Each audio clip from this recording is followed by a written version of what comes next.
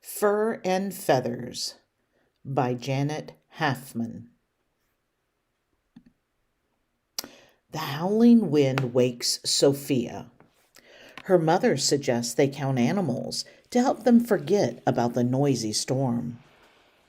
They count together: 1 polar bear, 2 ducks, 3 snakes, and then Sophia is sound asleep.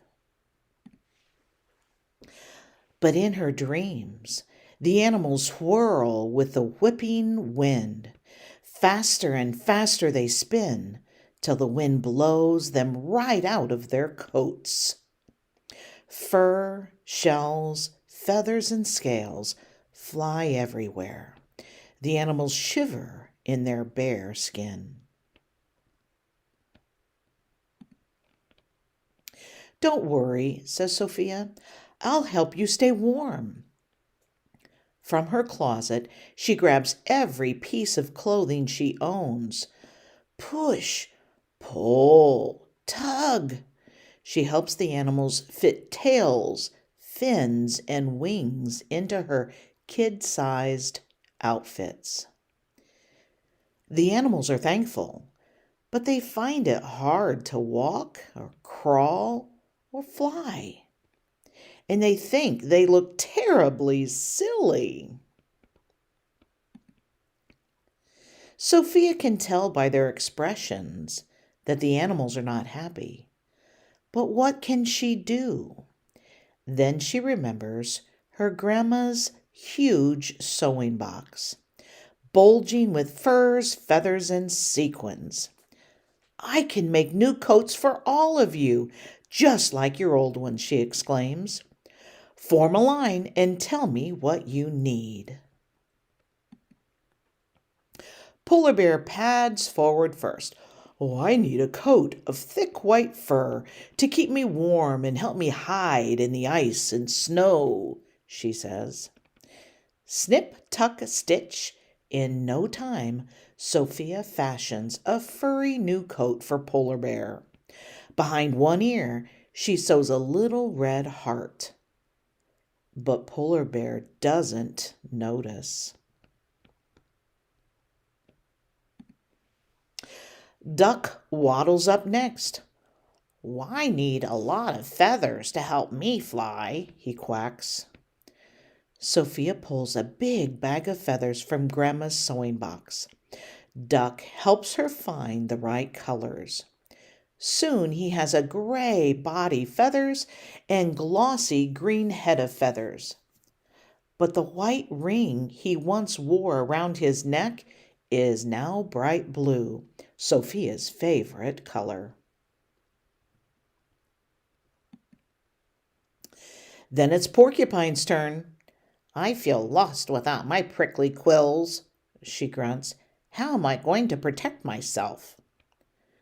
Sophia hunts through Grandma's sewing box for something sharp. Then suddenly, ouch! She pricks her finger on a pin. "That's it," she says. "Pins and needles." A few finger pricks later, Porcupine has a new brown fur coat, bristling with pins and needles. Frog hops up. "Oh, I don't wear a coat over my skin," he croaks. "But the wind whisked away my covering of slime. I need it to stay moist. Do you have any slime in there?" Sophia checks, but there's no slime. Everyone thinks and thinks about what to do. But Frog can't think without hopping.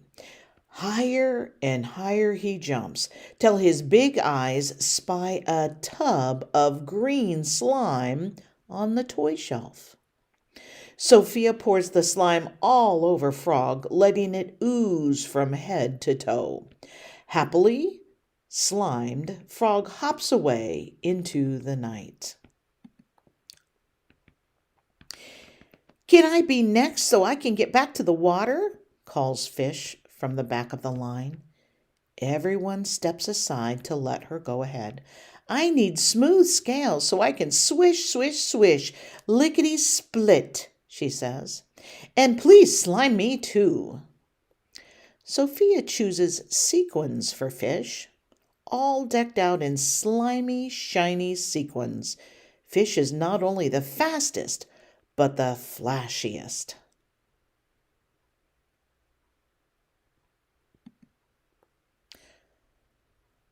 I wear scales too, hisses Snake, but eyes need dry ones. Let's try these pinecone scales, says Sophia. Using light and dark ones, she creates a beautiful spotted pattern of overlapping scales.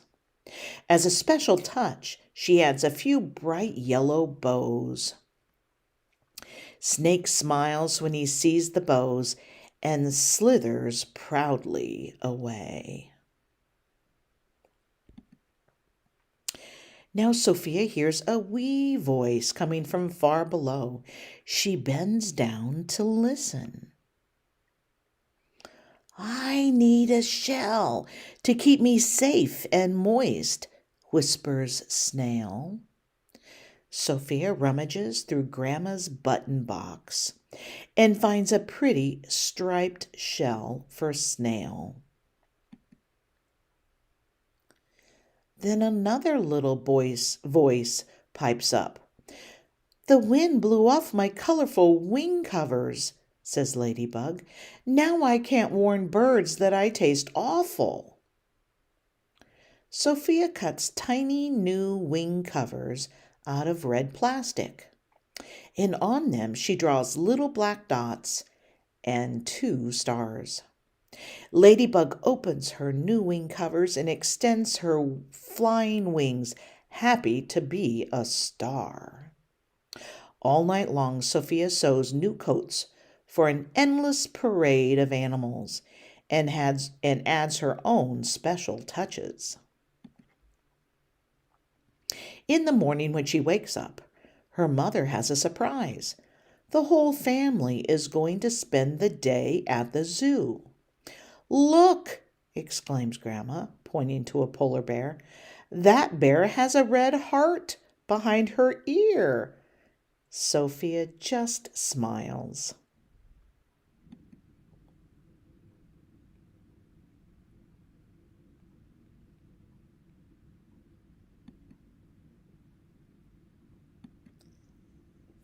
The end.